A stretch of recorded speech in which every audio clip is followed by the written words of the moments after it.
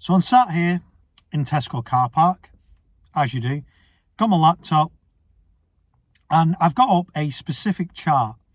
And the specific chart that people think is wrong or has changed for crypto in general is the 4-year cycle. Now, on this particular chart, and I advise you to just put this into AI or whatever you want to look at yourself, each point where it's the Bitcoin halving, straight to the top of the crypto market, I mapped this out roughly and I showed it on stream a few times, is 77 to 78 weeks each time. So we've got the 2017-18 bull run. The Bitcoin halving was around July 16. Top of the market was the 8th of January 2018. 77 weeks. Then we had the Bitcoin halving. Bear in mind, this is roughly me going off a trading view chart. Bitcoin halving was roughly the week of the 11th of May 2020. Then we got the top of the market 78 weeks later, or in the week of November 1st, 21. This time, we had the Bitcoin halving, roughly the week of 22nd of April. Then we had the top of the market, which was the week of October 13th, 2025. And this is where the crypto market cap peaked for each time. And we had a bull run. People will argue, well, did we have a bull run?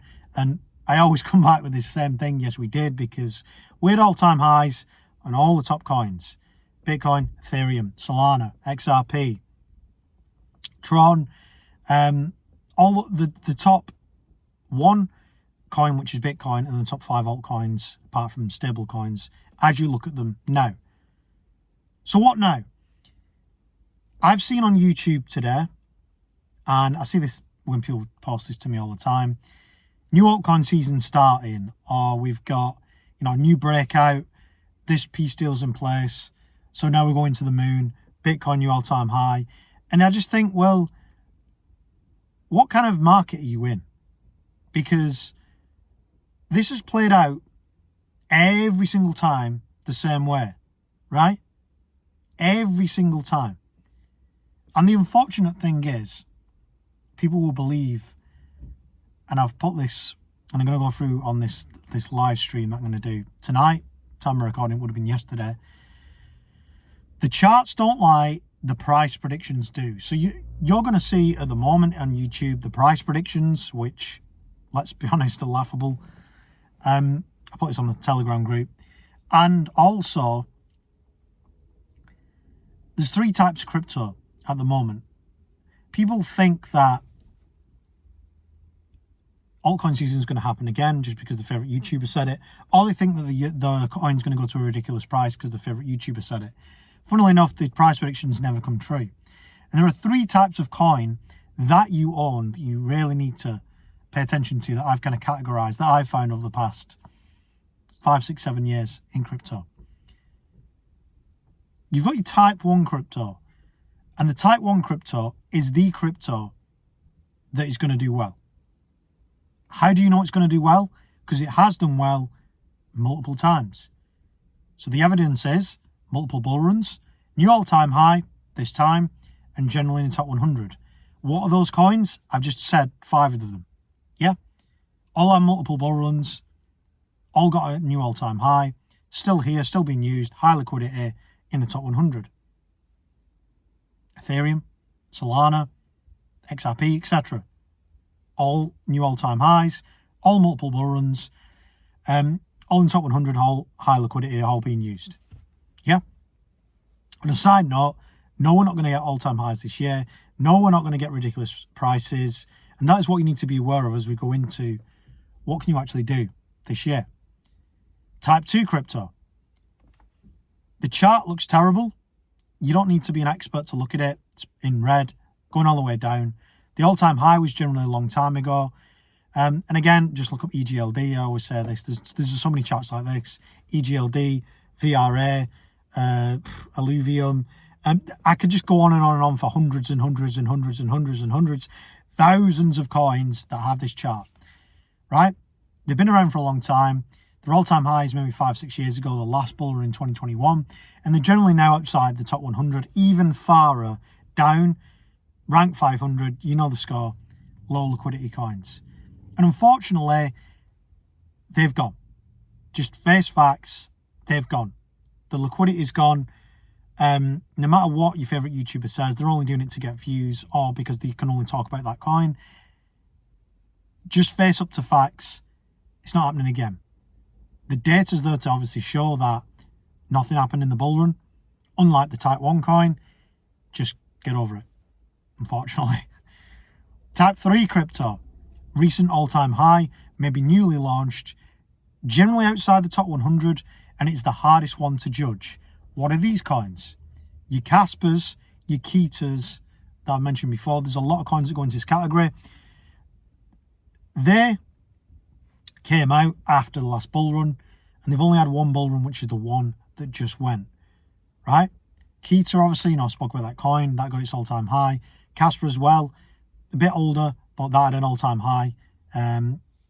Mid-24 is the last bull run, but it did get an all-time high.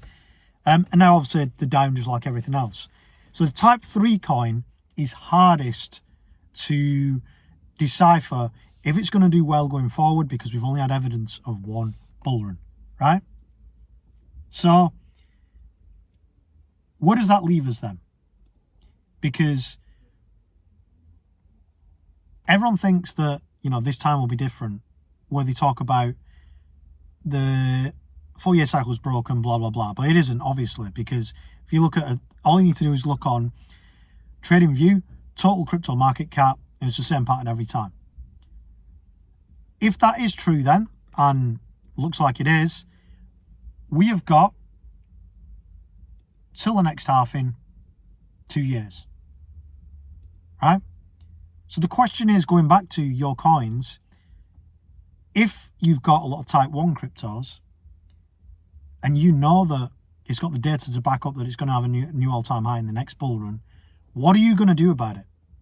What are you going to do about it?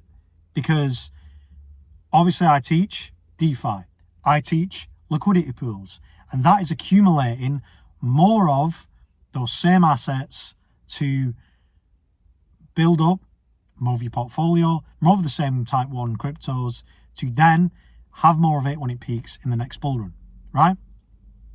If you're going to spend the next 2 years accumulating more, and people will, said it a million times, accumulating more of the Type 2 crypto, which is garbage, which isn't going to do anything, you're in for a bad ride in the next bull run.